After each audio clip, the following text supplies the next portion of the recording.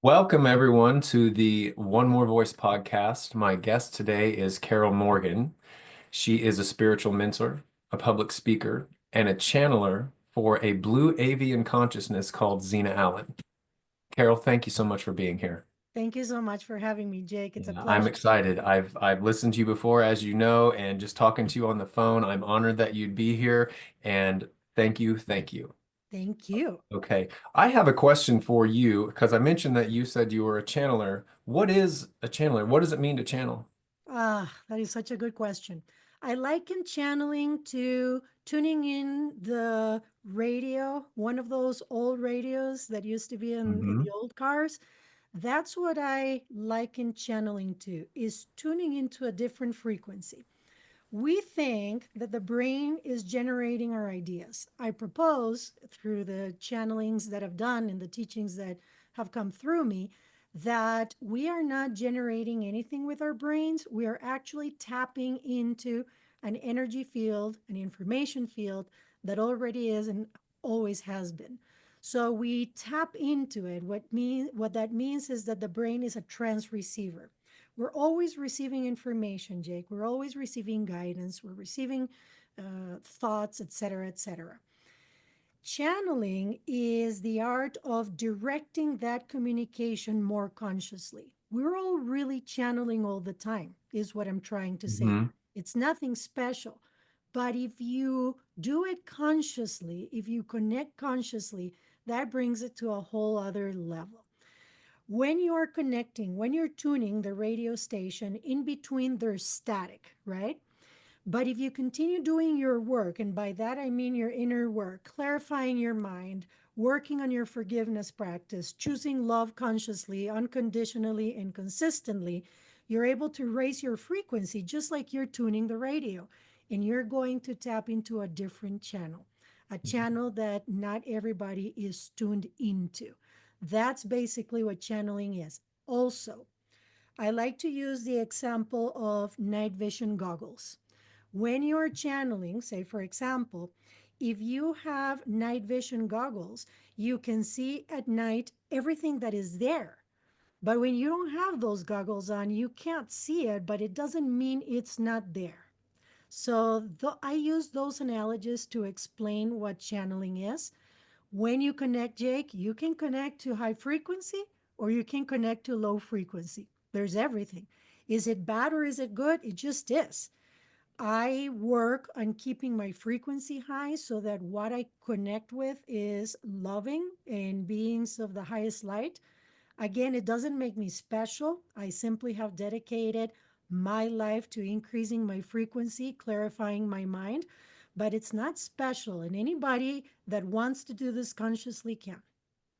I was hoping you would make that point that we're doing it all the time. Like the radio is always, I guess, receiving those the frequencies of the station. It's just which one you're tuned Mhm. into. And you have developed this ability that anyone could develop if they, like you said, did the work. So Yes. yes, thank you for that. That's what I want people to hear because I have some listeners and viewers that I know they're going to, they asked me what a channel was and they would be questioning it. And I just want to point out that believe it or not, whatever, just listen to the information coming through and ask yourself if it resonates with you or not. And I think that's what's most important.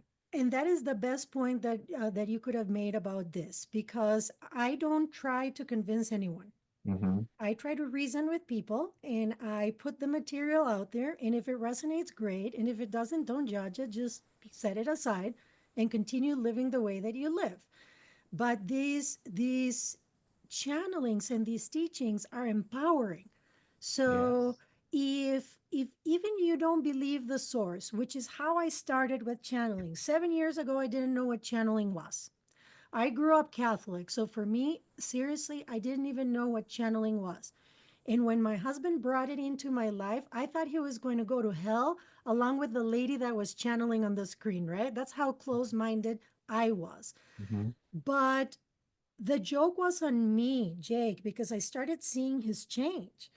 So I said, okay, I cannot be this close minded. Something is happening with him. Let's set aside the source. Let's say I don't believe it. It feels right, it feels loving, so why not? And that's when I started opening my mind. Excellent. Good. Well, I think it's important that you give us a little bit of your background. Tell us what your life was like before you started doing channeling. Well, I grew up in Costa Rica, so Spanish is my native language. I lived a really beautiful life in Costa Rica, loving family, loving parents.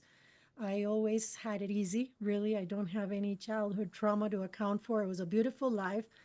But there was always something that told me I needed to leave Costa Rica. I ended up coming to Minnesota. I don't live in Minnesota now, but I went to Augsburg College in Minnesota. I wanted to pursue a business degree. I wanted to make a lot of money and climb the corporate ladder. That's all I wanted, really. It was quite superficial. I did it. It went well. It went exactly as I had calculated it. I found a really good job or got a really good job right after college at US Bank. I was a financial analyst or a credit analyst for commercial banking facilities. Right from the get go, it was going exactly as I had planned. What happened is that along the way, in trying to pursue this American dream, this climbing of the corporate ladder, I found myself completely miserable in my 30s. And I couldn't understand why, because I had had a plan, I had executed it exactly how I wanted it. I was a good person. I still am. I feel like I am a good person, but I was quite superficial, and that's what was missing. It was depth in my life. I was just trying to make money. I mean, that's not meaningful in life. And really, I wasn't adding value to the world. I was just letting a group of investors get more filthy rich. So, not only that was not going well, my relationship with my husband wasn't going well. I was overwhelmed. My health wasn't in the right place. All of this put together brought me to the dark night of the soul, which unfortunately didn't last one night. It lasted between 3 and 5 years. 3 years were pretty horrible, and five were bad. And that is the background that brought me to the spiritual awakening that brought me to where I am today. And what was that spiritual awakening? Well, I started realizing that religion wasn't explaining to me why, if I was a good person, I was going through what I was going through. There was a void there. There were so many questions. Why, if God is a loving God, was I going through what I was going through? I grew up Catholic. Catholicism wasn't answering that question. It wasn't making sense to me. So basically, when I was on the floor, that's when we become teachable. Mhm. I realized there had to be another way. So I started opening my mind up to the possibility that there was more to life than what we're led to believe. And that's when things started opening up for me. My husband started doing a course in miracles. Are you familiar with the course? Absolutely. My wife just discovered Marianne Williamson, and we've been talking about her quite a bit. That's what you said that, and I brought it up to her. I'm like, she's talking about the Course in Miracles here. So, How yeah, awesome is that? Jake, this yeah. saved my life and it saved our Hmm. marriage, really. Really. Yes, big time. So Hmm. the course basically what it did for Scotty first. My husband did the course for a year and I saw the complete change in him. He was more loving, he was more forgiving, he was just lighter. So with that, I started looking into it and I started looking into channel material. And basically, what completely changed the course of my life was contact with the consciousness that I now channel in Taiwan in 2018. So this Hmm. awakening was me changing my mind. That's what my spiritual awakening was. Entertaining and considering that possibility that what we see is just a sliver of what consciousness and human nature really is all about, is allowing the possibilities that made me uncomfortable in and seeking and exploring. And that's what precipitated the awakening. And to wrap it all in one big present, was me making the conscious choice of being joy, not happy, because happy comes and goes. And happy is not sustainable all the time. And happy is dependent on things seemingly outside of you, but joy, regardless of what was going on around me. So, in what I call the crappiest time of my life, I decided that I was going to be joy. I decided that I was going to be grateful.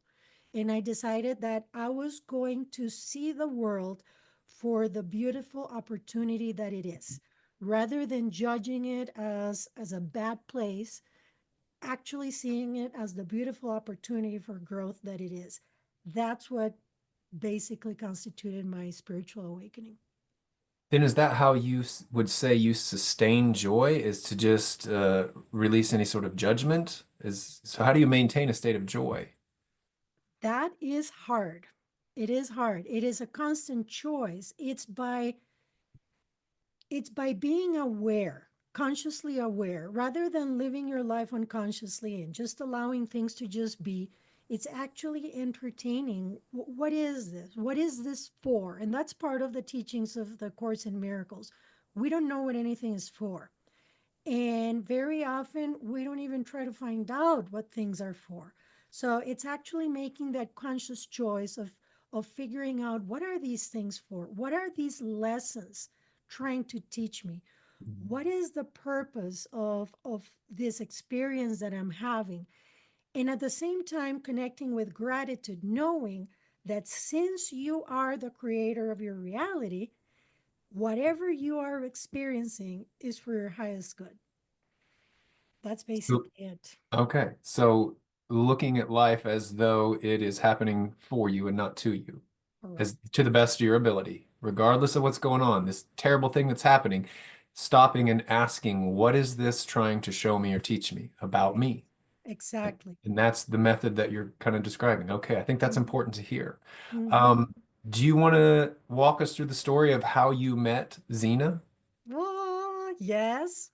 So in December of 2017, I went to a channeling event from Tina Spalding. And at that time, Scotty had been listening to Tina's material for a year. Tina channels her guides and teachers Ananda, and she channels Jesus.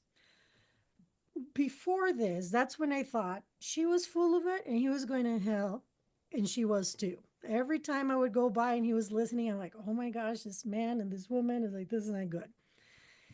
In 2017, I started listening to her material when he said, why don't you just open your mind and you entertain reading her material? Why don't you just read this book? And it was Jesus, my autobiography. I thought, okay, this is really bad. This is really bad. I read it, Jake. As soon as I opened that book, I couldn't put it down. I just knew that it was truth. I just felt it. Nobody had to tell me. It felt right to me. This opened up the opportunity for me to start listening to the material that she was channeling and then go to a 1 day event of hers in Pennsylvania. This was in December of 2017. The two of us went. We had a great time. It was just 1 day, but we were high, like naturally high on spirit for like a week. It was Mhm. the first trip without the kids. The kids were, so this was 2017. The kids were 9 and 8 years old. It was the first time I traveled without them. So it was just this, it was amazing. I met Tina then. In 2018, at the very beginning of the year, I started feeling like she needed help and she needed help and she needed help. And I approached her. And to make that long story really short, I ended up working for her in February of 2018. I still work for her, I manage her business. Anyway, when I started working with Tina, I submerged myself in the channeled material of hers, and it started really accelerating my spiritual evolution by leaps and bounds.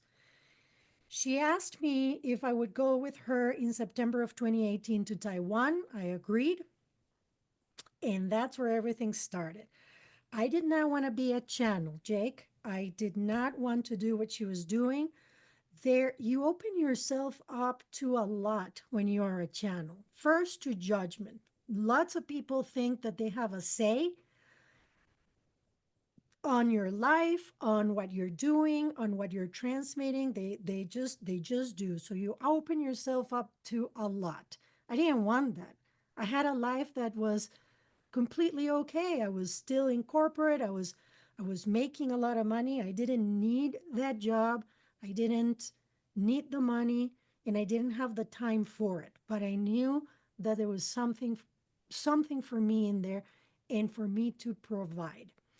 So we find ourselves in Taiwan. She's leading a meditation, and in that meditation, I had my first out of body experience. I've only had two in these years.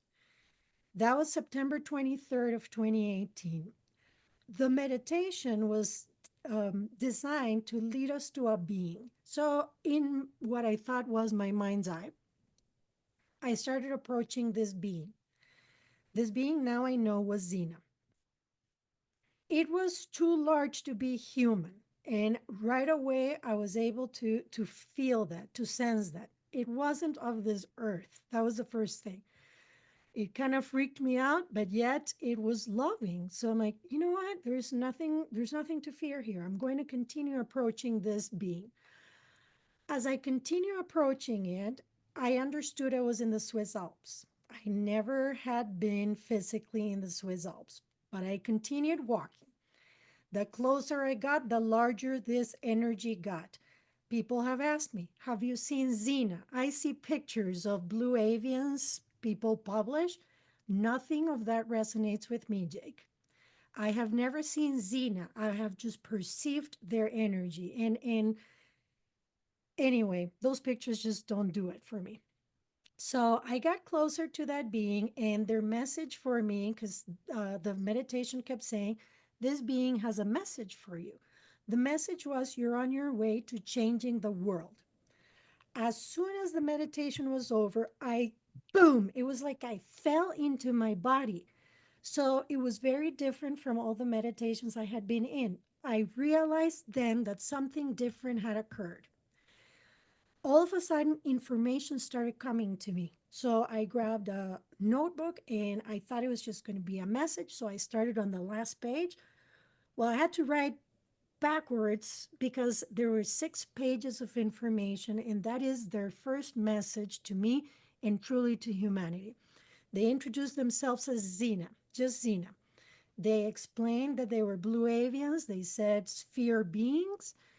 They said that their mission with humanity was to aid us in our ascension, and that through them, I was going to be learning a lot about human consciousness and evolution. That's the gist, 6 pages. So that's how it all began. On the flight back from Taiwan to Vancouver, Tina asked me, "Well, would you channel them for me?" And I said, "Well, I've never really channeled, and everybody's going to think I'm crazy here." She said, "They're just going to think you're talking to me." So that was the first verbal channeling. It was on the airplane back, and it just, boom, it just flowed. And at the end of it, I could still hear them. So I thought, well, what is this? My channeling is telepathic. I don't have to go into trance. I close my eyes because I don't want to get in the way. If you and I are talking and I see your body language that you're either Mhm. very excited about it or that you're not receiving it, I'm going to interfere and I don't want to. But very often we're having a conversation and they are channeling, and the person that I'm having a conversation with doesn't know. But for purposes of channeling, I close my eyes. And that's how it started. So this was in 2018.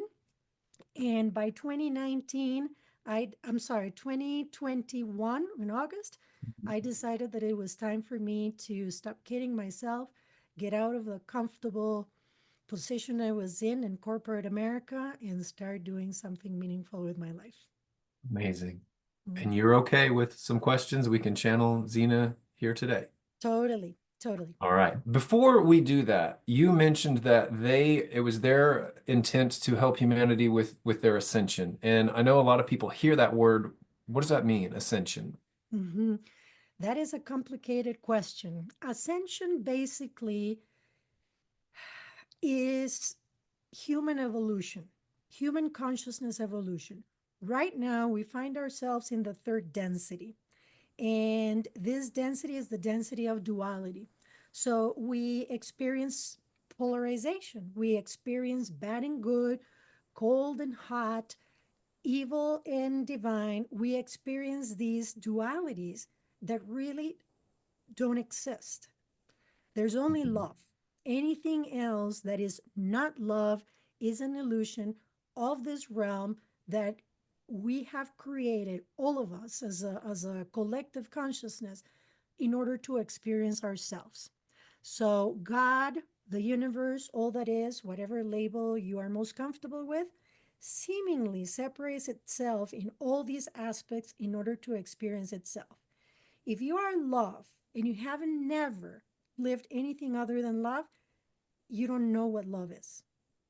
Mhm. So, this realm is created for that experience of duality, but it's an illusion because all there is love. When humans evolve, when humans choose love constantly, consistently, and persistently, they start raising their frequency and ascending to another density of being.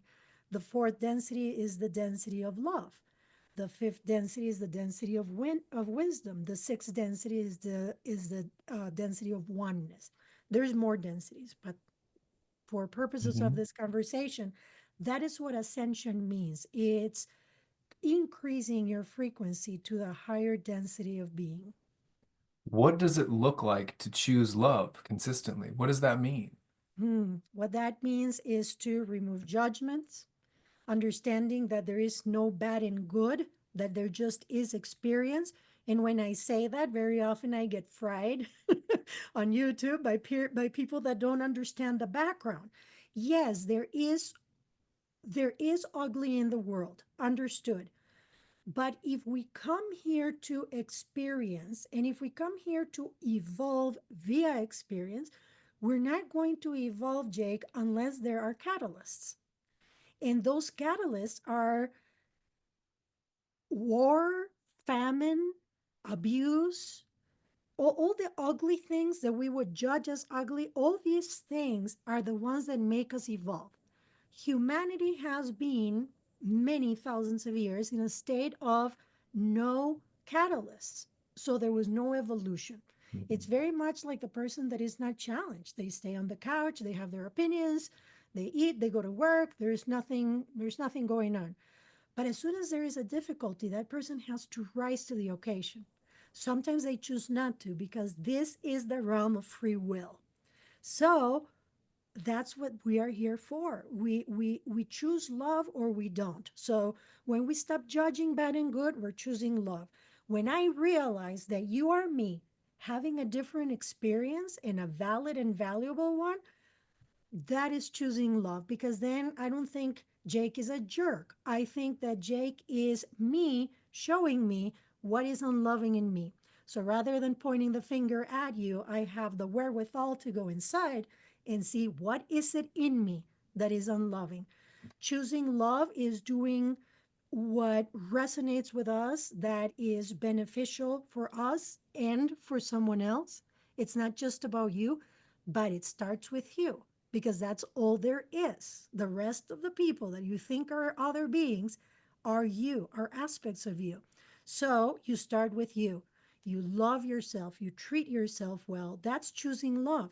And Jake, choosing love very often means saying no. No is a loving answer. Mhm. Many times it's the most loving answer. So that's a sliver of what choosing love consistently looks like. Forgiving does not mean condoning. And that's part of the work from the Course in Miracles. It means that I recognize that you and I have an agreement that we have made, that you are acting in a certain way as a catalyst for me, that I need to look inside, and that really all we're doing is playing roles in a theatrical play. That's basically it. Again, Okay. it's not condoning, but it is forgiving, and that is choosing love. And I think you explained that so well. Just the concept of having to have contrast to know something. Mhm. Um, I have a very simplistic experience that happened to me that when it hit me, it just flooded, and then it just applied to the rest of the life. But I used to work construction. I worked concrete. So on these job sites, excuse me, we would, a lot of times the earth would just be bare. It would be stripped down to the dirt. And when the sun was out, it was very bright because it'd be reflecting off the dirt. A lot of times you're working in the summer, and I was using battery operated tools. And a lot of times on these battery operated tools, there are little lights to show you how much charge the battery has.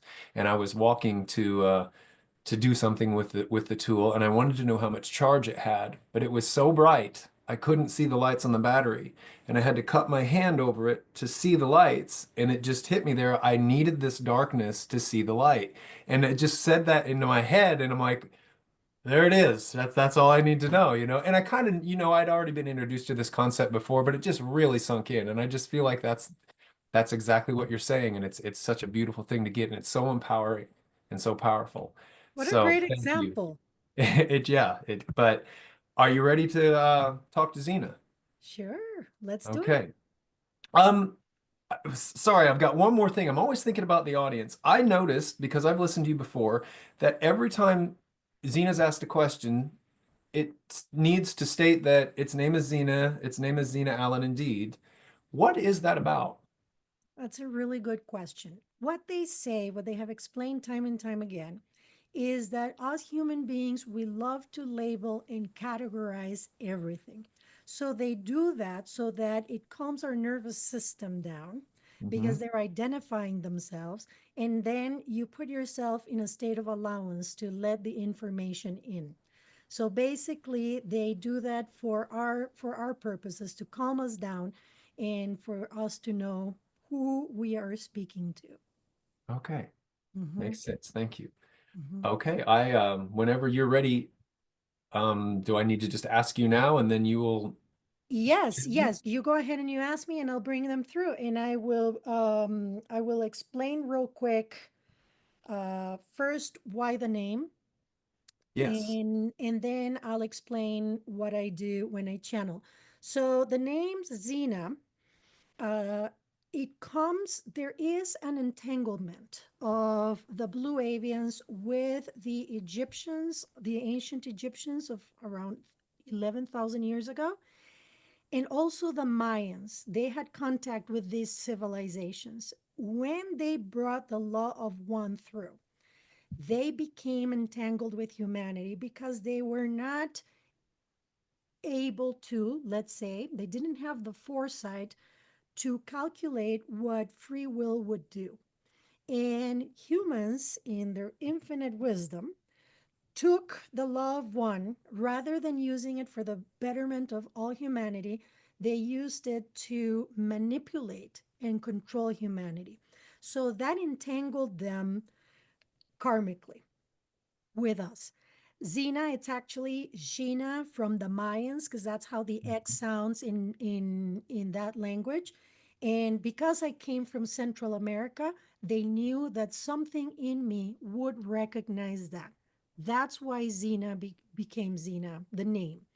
And they introduce themselves. They say, "My name is Xena. I am not Xena. I am consciousness." So it's a Mhm. label. Allen came later, like 2 months later. I did my first public channeling public, like 20 or 15 people came to my house and close people that I knew weren't going to freak out. And I had a channeling at my house, and Zena came out and said that they liked what my son had done and they were going to use that. So for Thanksgiving that year, my son drew a little picture with what he was grateful for, and he wrote Xena Allen. Well, it was alien, but he misspelled it. So it looked like Xena Allen. And I said, "Buddy, who's Xena Allen?" And he says, "Mom, it's Xena Alien. It's the alien you talk to." So I'm like, that is the coolest thing ever. So I still have that drawing. It's the cutest Yeah. thing. So I left it there, but then they came back and they said that they liked that name and they were going to use it as a gift to humanity and a gift to me as a pseudonym for me to put his work out in the world, like these attunements, these drawings. I draw them in pencil. Anyway, there's a whole lot behind these drawings, but Xena Allen is intended to be a pseudonym to put their work out in the world. Okay.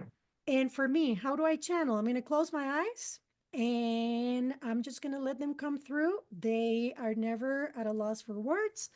And when they're done, I'll open my eyes again. We'll do another question and we'll repeat that. Okay. So is this draining for you or is it energizing for you? Really What do you? good question. The majority of the time, it's energizing, but this work in general is very taxing. Very, Mhm. very taxing. When I have one on ones with people, Jake, I am always dealing with their difficulties.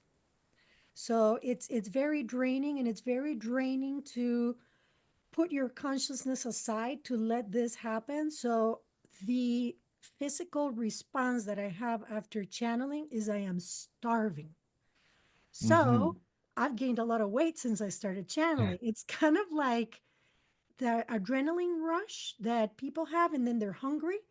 That's basically what happens. So if you think about the body having those rushes of adrenaline and cortisol, well, that is stuff. So Yeah. yes, I've been having to pay more attention to my health. I have adrenal fatigue and a bunch of other things that I really need to take a look at. Okay. Well, when if you feel like you need to stop at any point, just let me know and we'll. Thank you. No, I know this is going to be nothing. I just did a 1 day event and I do 5 day retreats, so this is going to be just Okay. fine. All right. The first question I have um, is reincarnation what's going on? Do we have past lives? And if so, why do we not remember those past lives or those other lives? I love it. Okay, let's see what they have to say. My name is Xena. My name is Xena Allen indeed, and what a joy. These communions are a joy. When humans are curious and they ask, they open up the opportunity for us to communicate with you, to tap you.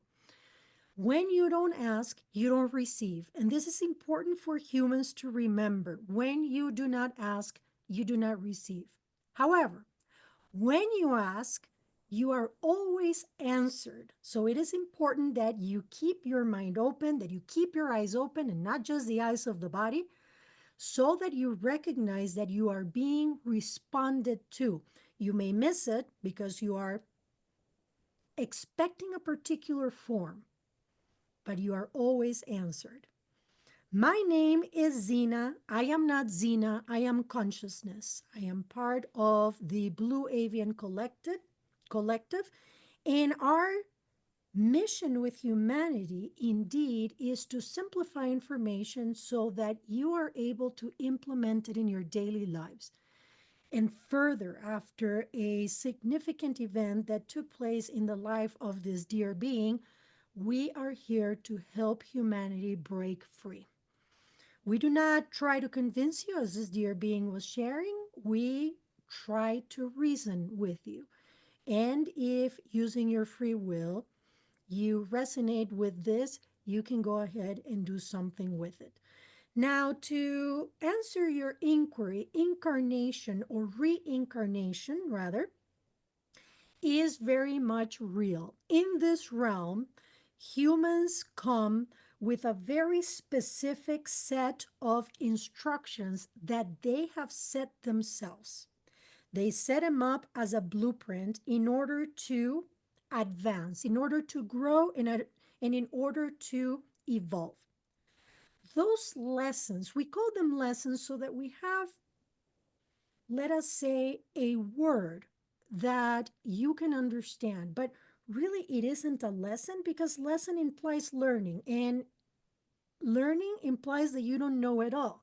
And you really do because you are an aspect of God mind. You think you're separate, you see yourself in a body, and then you decide you are separate. But there is no such thing as separation, there is an illusion of separation. So you already know, but we use language that meets you where you are. So you give yourself these lessons or milestones prior to coming, let us call it that, to an incarnation. You have a blueprint. You have certain milestones that you want to, let us say, experience in order to grow and in order to evolve. So you have a plan. You come into an incarnation, dear one, with the frequency with which you left your last one. So you have a pre-birth planning session, let's call it that way, so that you understand us. You decide what you're going to do, and you come to the incarnation. In that incarnation, as we mentioned, you come at a particular frequency. Let's say you have your first milestone. You are at that frequency, you're going to meet that milestone. That milestone is probably going to be something that a human being would call a challenge or even a tragedy or something unpleasant, let us say. It is a lesson, it is an opportunity for growth. So you have that lesson, and in free will, you have the choice, dear Jake, to either go up in frequency and say, wow, ooh, that was tough, but I understand that this is for me. I understand that life is happening for me. So you go up a little bit in frequency, and then there's another milestone coming.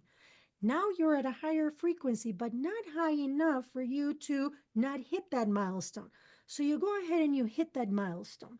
It may be that you have decided that at that point in your journey, you are going to have a terrible accident. But because you have used your free will to learn, to be forgiving, to be loving, you have increased your frequency to the point where that lesson doesn't need to be as tragic as you had originally set it up. So you have your experience and you grow from it. You choose to grow from it. The reverse or the opposite is also true. You can choose to go down in depression, blaming God, blaming everyone around you. And guess what? You're going to go down in frequency and you're going to have to hit every single milestone that you have set. But in this scenario, you choose to go up the higher road, let's call it. Guess what happens with the following milestone? You either hit it at a lighter place or you miss it altogether, meaning what was going to happen that was tragic, that was really difficult, does not take place. So, with the use of your free will, you choose what frequency you're going to exit that incarnation at, and the cycle repeats. Now, why do you not remember? Because if you are God, if you are the universe, all that is, whatever word, and you know it all, then you're not going to be able to experience yourself. If you knew that you were going to come here and you were going to exit, you call it death, there is no such thing, but let's say that you're going to exit at a particular point exactly, you're not going to have the opportunity to have the experiences that you were to have here because you're going to be focused on that particular date. If you remembered that you had been it all, that you have been the Buddha and Krishna and Mother Teresa and the rapist and the abuser and the abused and the little girl and the everything, then it would be too much. The human mind is not designed to hold all that information. It would be destabilizing. In fact, many humans end up in mental institutions because they have an opening where they see everything way too quickly and it destabilizes them. Why do some beings become aware of other incarnations, or let's call them other timelines? Why do we like that term a little bit better? Because there is no past and there is no future. There is only the eternal now. So, truly, these multiple timelines that you are talking about, incarnations, let's call them, are really all happening right now. The now moment, if it were linear, because time is not linear, in fact, time does not exist the way you perceive it. If it were linear, as you think it is, and you think of the present moment extending infinitely, because it does, there really is no space for the past or the future. It extends in every direction because it's not linear, it is multifaceted and multidimensional. So, in every direction, there is only the now moment. So, all of these timelines or incarnations are happening concurrently. But because you perceive time as linear, you think that you were Buddha in that incarnation and now you happen to be Jake Edwards.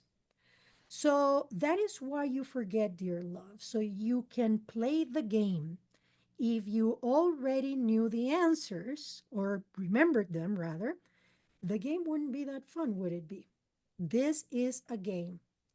It is a game designed for you to remember who you are while you are in an incarnation, let's say, seemingly in a body.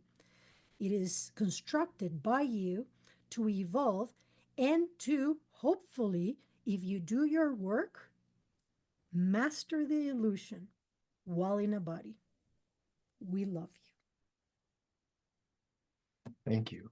you. Excellent. That I'm going to stray from my question list because I have a question now. So for humans in the third density, which you said was 3D existence, the 3D experience with the contrast, almost like a binary contrast, like hot and Mhm. cold, good and bad, left and right, that type of thing. When we evolve beyond that, because we're not judging and we see that they're really two sides of the same coin, and that leads to ascension into higher densities. Am I thinking about this right? Correct. So you said the blue avians exist as sixth density beings. Do Yes. they have things that they need to grow and ascend beyond in that sixth density? Do all densities have parameters and rules like that? And does the ascension process ever end for any beings, regardless of how evolved they are? Is that just something that goes on throughout the universe? They all Great have their question. process? Great question. My name is Xena. My name is Xena Allen indeed. And yes, it is a progression, and every density has the opportunity for growth and development.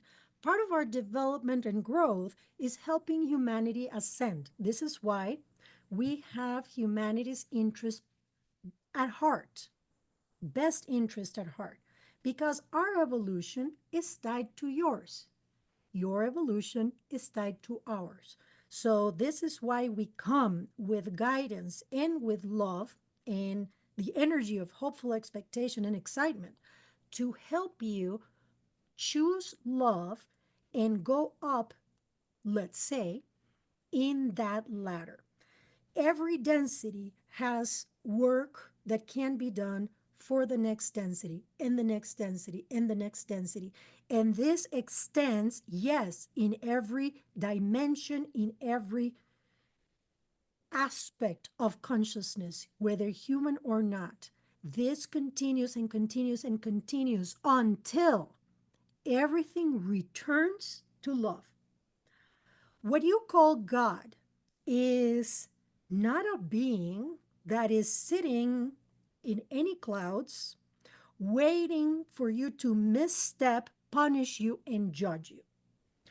God is an all loving, benevolent, and all encompassing force. It's energy. It's the original thought, the primordial Om. It is energy. Everything that exists right now in any form, in all dimensions, is going back to that original thought. So the end, so to speak, because you believe in time, you believe in beginning and end, so we're using words that you understand, is going back to love, going back to that one photon from which everything originated, going back to the thought of love of the one infinite creator. We love Beautiful. Thank you. you. Thank you. Mhm. I was wondering about that all day too, and the last response just it reminded me of that question that I had. Another question that someone asked me to ask you was that because we mentioned soul blueprints, the plan that a soul had when it came in, is suicide ever a part of a soul's blueprint? What a great question. My name is Xena. My name is Xena Allen indeed. And we say to you, dear love, that The majority of the time, and when we're talking about the majority, we're talking about 99.9% of the time, suicide is not planned. What happens with suicide is an overtaking of the mind to the point where the being becomes so distorted that it believes that the problem is the body. And they believe that if they finish the body, the suffering is going to end and everything is going to be okay. In fact, some of them don't even go into it is going to be okay. They just go as far as to say, I can't handle it. The body is the problem and I am done. The difficulty with this is that it is not the body that is the item, it is the mind. The mind has taken off. The mind is distorted. The ego is in control. That is what is going on. And with all this noise and all this static, it is very difficult to impossible for a being to hear their own inner guidance. It is important for humans to know that when they come here, let us say it that way, when they come to this realm, they are not separate from all that is. They have a connection to all that is. And dear Jake, that connection is through the heart center. It is not even the brain. Yes, the brain is a trans receiver, but you are using it to decode information and you may decode it incorrectly. The heart is the one that speaks. That connection is pure, and all beings have it. The connection to the mothership, we like to call it, is something that you all have, but you may not recognize it. Those of you that focus on love, that focus on forgiveness, that focus on your personal and spiritual evolution, you maintain that connection more clearly, or more clear, let's say. And therefore, you are able to reduce or eliminate the static, and you are able to understand those messages. You are always supported by the universe, you are always guided, and you are guided in many ways. You are guided by sequences of numbers. We love using that method because many of you get so excited when you see the 111s and oh, the 555, there it is again. We use electricity because it is easy for us to manipulate this form of energy. It is in synchronicities that we speak to you. Synchronicities are not coincidence. Coincidence does not exist. The universe is way too perfect. There is no randomness. There is no way that it can be haphazard. So when some synchronicities occur, you light up, you put them together. Wow, I was just thinking of A Course in Miracles, and now there is this lady talking about A Course in Miracles. There must be something for me here. What we're trying to explain to you is that the more aware, consciously aware you are, the more you are aware of that connection. And the more clearly you understand your guidance, and the better positioned you are to implement that guidance. But when a being is fully distorted, when a being is in the depths of lower frequency, they become very, very difficult to reach. And at that point, the mind may become so distorted as to pushing that being, let us say, to make the decision to end the body. It is usually not planned. However, beings that give themselves a very tall order for an incarnation, a very difficult set of lessons, do set up possible exit points so that if they can't handle it, they can exit. But if they're not close to that exit point and they lose the plot, as you humans say, they may decide to exit sooner. And so it is. Thank you. Mhm. Um, Now my mind's racing because I had multiple things to ask, but I was just caught up in what you were saying. Um, then I might have to edit this out later because I lost my train of thought. It's all good. Um, Here, let's do this. How about you think for 2 seconds since you're going to edit and I'm going to have a drink? Okay. Let's see, where were we? Having these questions is distracting me because I'm thinking about the question and not just letting the conversation flow. So I don't know if I'll ever do this again, the question thing. But man, where was I? I'm totally blank. Suicide and whether it was planned. I'm so sorry. I don't know where it was, and it's going to be a That, good one. It's one that I need to ask. don't worry Um, about it. It's all good. I don't know if there was a point.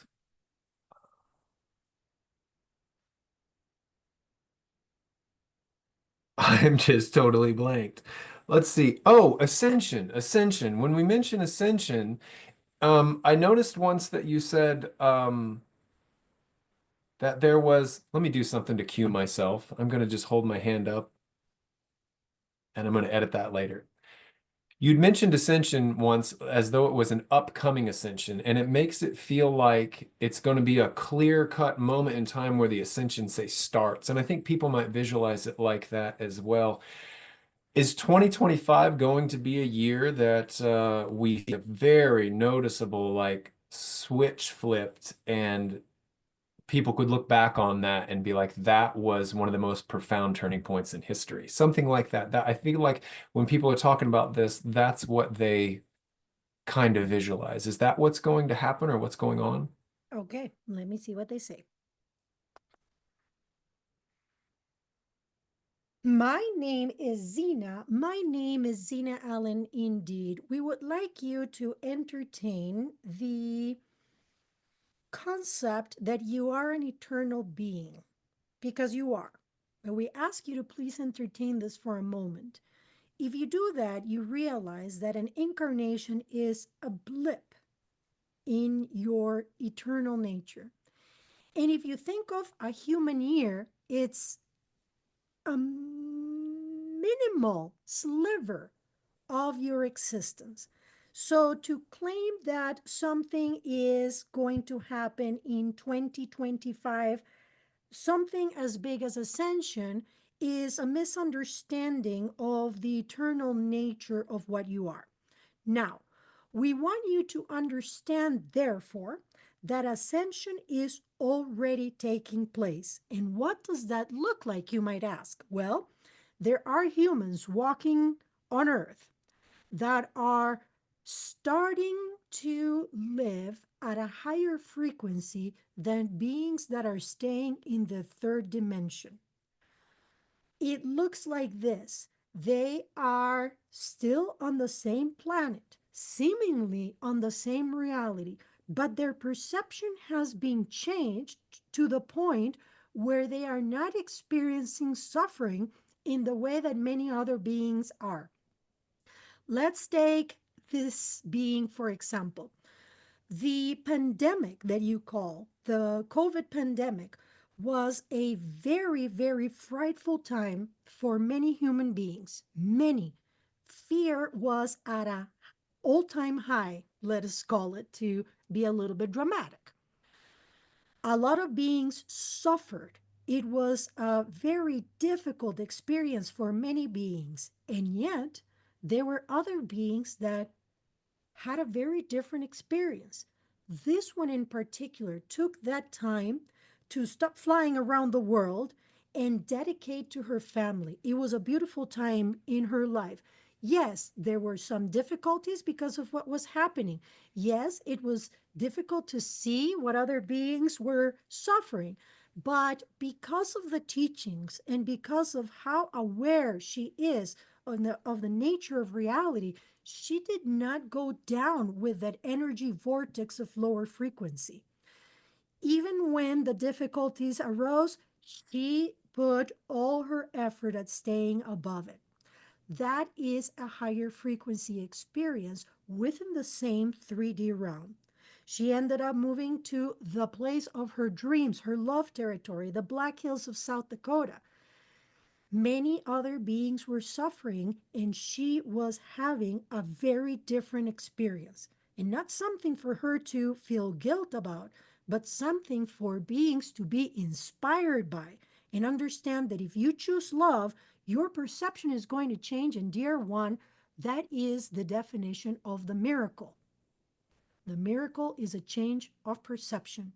And when this one talks about her experience with us and us giving her the message of her changing the world, this was not about her doing activist work and becoming a political figure or even a warrior somewhere abroad. This was about her changing her mind. That is where the world change comes from. You change your inner world, you change your perception, and with that, the world around you changes.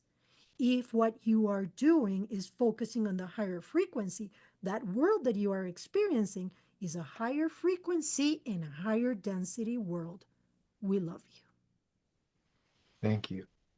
So then, is there a tipping point at which enough people start to live this way that they then will ensure that there's a timeline in which a new experience will open up in a higher density? We kind Okay, of talked about that before. okay, okay. My name is Xena. My name is Xena Allen indeed. And we are going to go a little bit into the last question to bridge into this one. You asked if 2025 was going to be a significant year. And the answer is yes. Now, with this question paired together, now we are able to give you a better answer. Yes, it is going to, or let us put it more accurately, it has the capacity, it has the ingredients to be a very significant year of recalibration because humans have created so many catalysts that a lot of beings are actually awakening to the reality that there is more to life than what they were taught there was or what they were led to believe. Many beings that were, let us call it, trapped in the sinkhole of indifference, beings that were not voting for love, they weren't voting for anything, they were just existing, had to get up from that sinkhole of indifference and choose. Many beings that were completely detached, that were so busy looking at their screens, whether it be their computers or their tablets or their phones or whatever, many beings actually awoke and they got involved. What did it look like? Oh my goodness, something is happening in the education system. I am going to run for the board. Oh my goodness, there is something very wrong with the healthcare system. I want to become an advocate.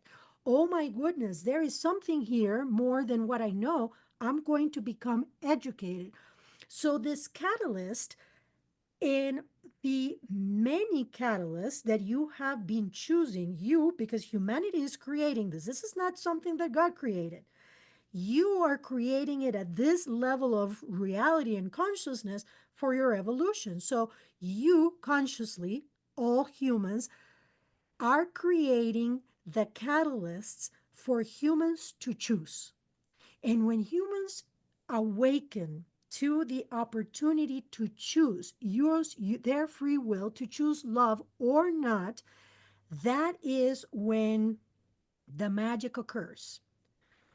For a being that is aligned with love, that being is hundreds, if not thousands of times more powerful than a misaligned being.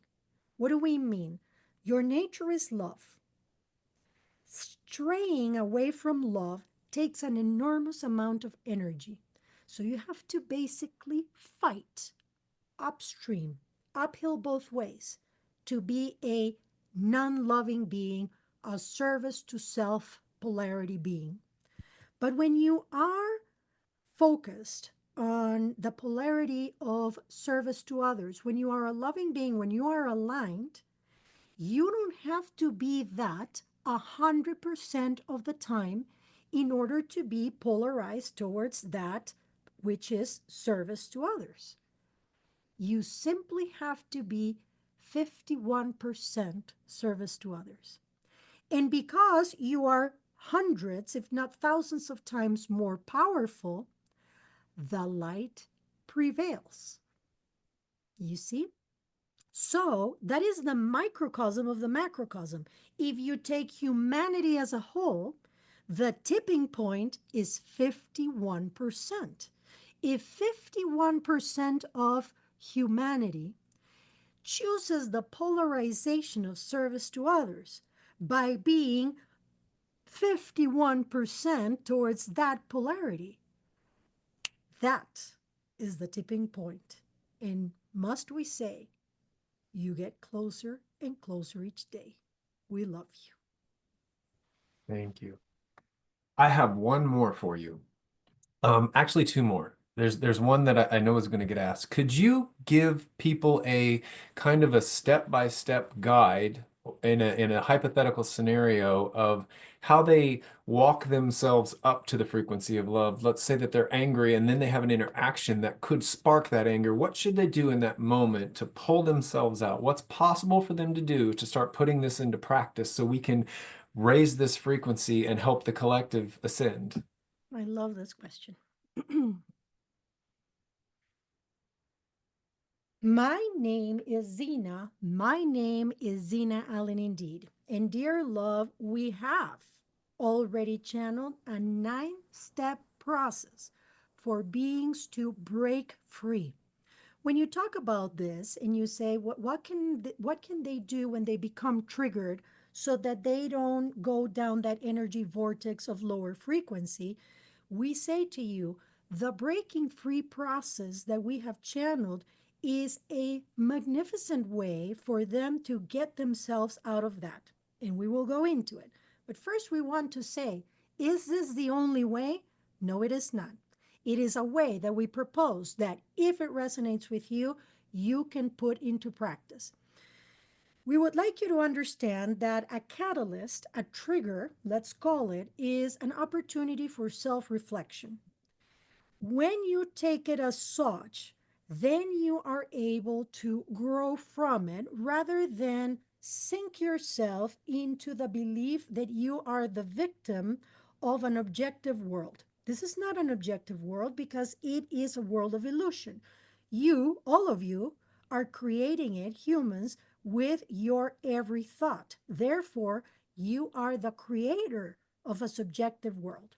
So if you do not let yourself sink down into that victimhood, then you are empowered to realize that everything is happening for you and everything for you switches and your frequency increases.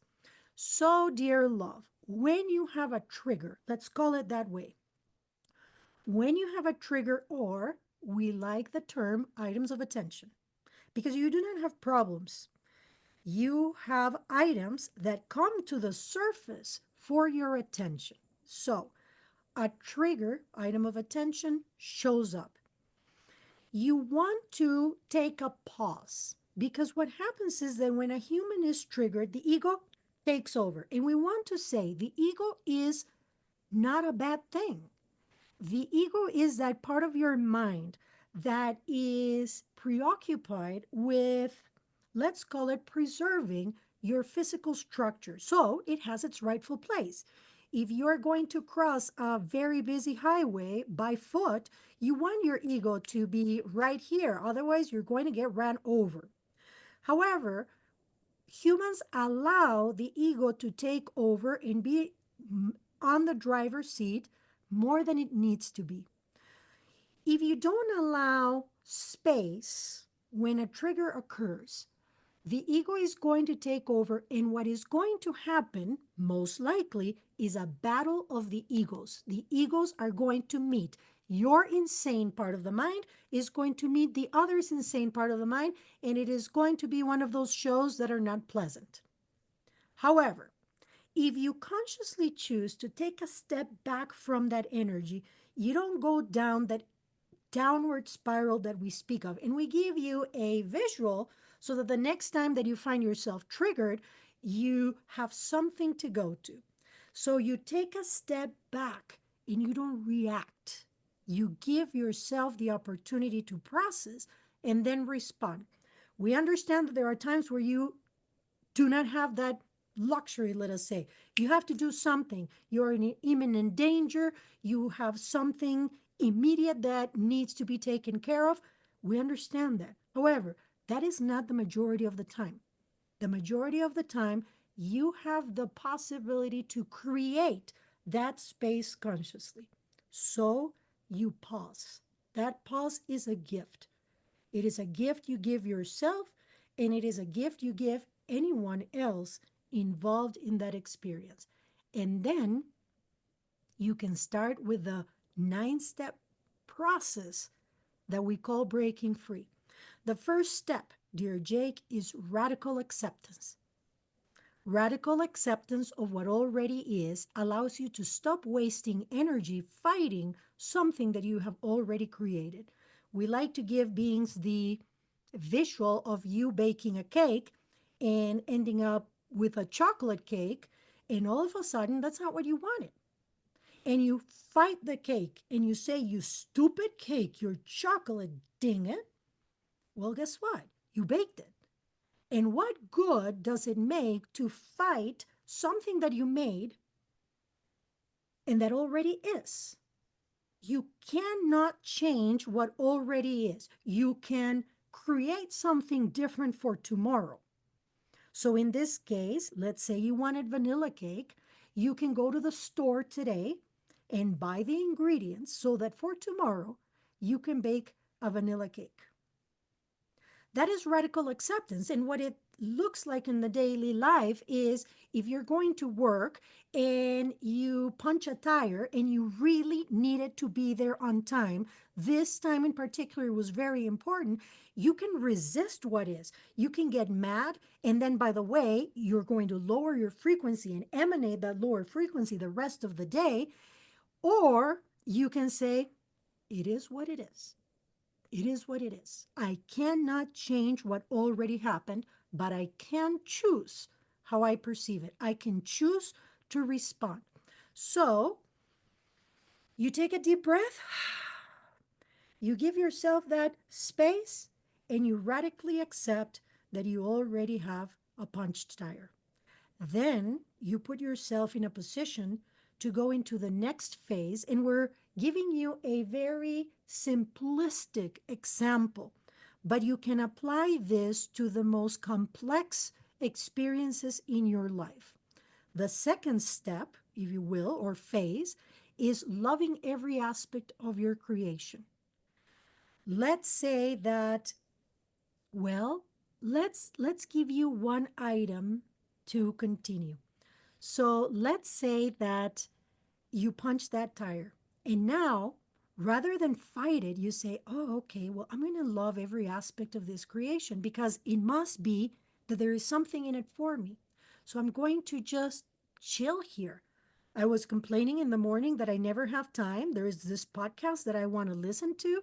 And now, while I'm waiting for the tow truck because there's nothing I can do about this tire, I'm going to listen to that podcast." So you go ahead and you love every aspect of your creation. What you do with this is that you put yourself in the frequency of gratitude. And gratitude is how you tell the universe that you're ready for more. You stop resisting, you stop fighting, and you open yourself up. Now, the next stage, let us call it, is to examine your beliefs and your thoughts. Something gets triggered in you. There is a belief that already resides in you, and that is why you are upset. You're never upset for the reason you think. So, the ideal would be going into what belief got touched in you with that experience and where is it coming from. So, perhaps the belief that gets triggered when you get anxious about this is that you believe that people that are late are lazy. That could potentially be the belief. Where did that come from? Oh my gosh, my dad used to say that. "You lazy bum are always late. You lazy bum are late again. You are useless. You are this." And your dad is no longer telling you that, but you have hired your dad to stay in your mind and continue repeating this to you. And it may be very, very, very subconscious, but it is there. So you have identified the belief and its source. Is it always easy? No, it is not. Many times it takes a long time for a being to understand what is being triggered in them because the default for the human being is to blame the other one or the experience for what they are feeling inside when truly it is coming from within. If we tell you that you are green, you're going to say Xena is weird, but okay, whatever, because there is no belief in you that you're green. But if we tell you that you're lazy, and there is this belief in you that comes from your father, you are going to be triggered. So it is not us, it is you. So you go through this process, which brings you to the fourth stage, which is twofold, which is forgiveness. You forgive yourself because, wow, you have let yourself throughout your entire incarnation to learn to believe this untrue statement that you are lazy because you were late once or whatever the case may be. And then you forgive your father for he didn't sin. Your father was complicit with you in that lesson that you needed to learn, that you are not useless, that you are not lazy. And he was just playing a role that you asked him to play before coming to this incarnation. The next stage is that you address the untruth. Okay, I am not lazy. What am I going to do about this? Okay, well, I am going to start not worrying about when I am late. I will try to be on time, but I'm not going to worry. If I am late, I am late. Then you address that untruth. And what that does, addressing, is those first five stages dismantle what you are not. And it gives you a clean slate so that you can create truly, consciously, what you really do want, so that you align with who you really are, which is divine aspect of God mind and a very powerful creator. So at the sixth stage, you become clear as to what it is that you truly want. Because you ask humans what it is that they want, and they mostly do not know. They give you a list of what they do not want, but they don't truly know what they want. A good portion, many humans do know. So you get clear as to what it is that you want. Why? Because if you don't know, you cannot create it consciously. So then you go into the next stage where you envision what it is that you want. This is important because if you don't envision it, how are you going to create it? Envisioning basically channels the energy in the direction of what you want. So in this case, you want peace. You don't want to be an angry man all the time, and you don't want a punch tire to make you lose your peace. So you decide that you want to be a peaceful human being, undisturbed by what happens around you. So you envision it. You see yourself going through these difficulties and not being altered. You envision yourself centered and creating that peace from within you. Then you go to the next stage where you plan. You make a plan of action. This is the eighth stage. And you say, okay, well, this is how I'm going to become a peaceful being. I'm going to meditate more often. I am going to eat foods of high frequency, natural foods, organic foods, not things in boxes that you can't even pronounce, that are so dead that they don't give you life. You choose to be happier, you choose to, etc. That is your plan. You go ahead and then you take action. Action on that plan is going to set the forward momentum to where you want to go. And then the last ninth step is you surrender and trust. Surrender does not mean give up. It means that you allow the universe to flow with all the actions that you have taken, with all the work that you have done, and you're going to trust that what is going to follow is exactly what you needed. And guess what? You come full circle. because radical acceptance is the same as surrender and trust. So, dear love, what you are asking then, this is a process that humans can use in order to help themselves increase their frequency and ascend. Stop blaming their circumstances or others. And this year of 2025 is a catalytic year for beings to consciously choose to process and to create consciously, whether through this process or another, in order to choose love. We love you. Thank you, Carol. Thank you, Xena. That was a Dears, long, thank you that so was a much for long being answer. here. It's so valuable. I hope people recognize the value in this information. That's just, I'm kind of speechless and taken aback. But so, in summary, we are energetic beings who chose to be here and are creating our own realities.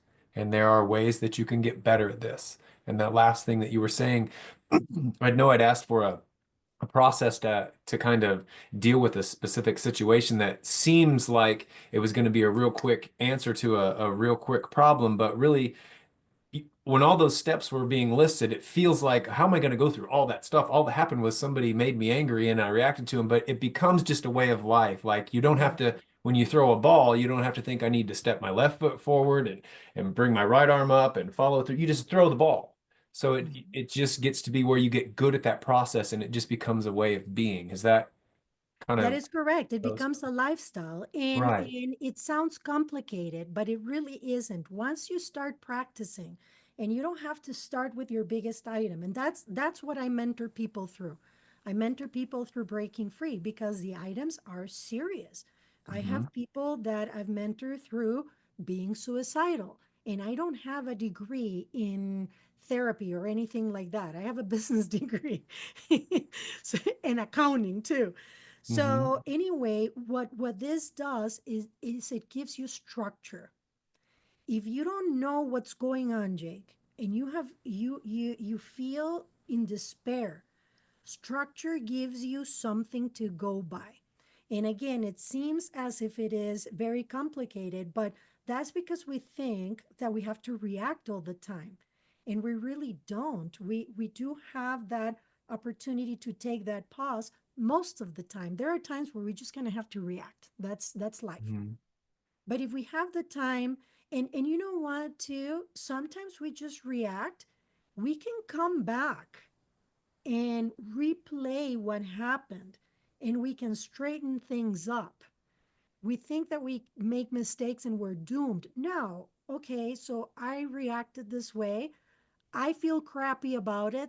I must have done something or see something incorrectly. This is going to help me. So again, it's one way.